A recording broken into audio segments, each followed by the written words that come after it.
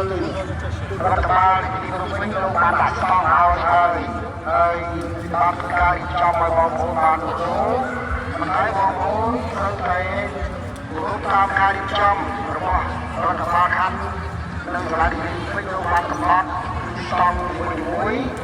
រក្សាឲ្យមានរបៀបរៀបរយនិងសម្រាប់ល្អមិនអាចឲ្យបងប្អូនដាក់តុកៅអីឬក៏ធុងផ្លាស្ទិកហ្នឹងមកខាងស្តង់នេះទេដោយធ្វើឲ្យបាត់បង់លើសម្រាប់មករបស់ទីដែលបានរៀបចំហើយ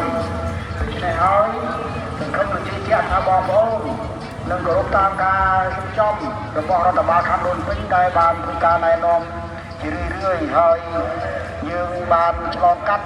រយៈពេល15សប្តាហ៍ហើយគិតមកដល់ថ្ងៃនេះគឺប្រមូលបានជ្រាបហើយ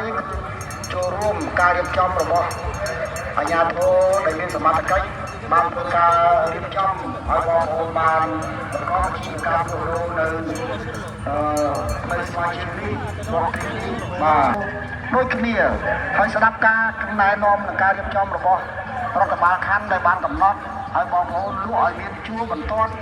ឲ្យមានរបៀបរៀបរយ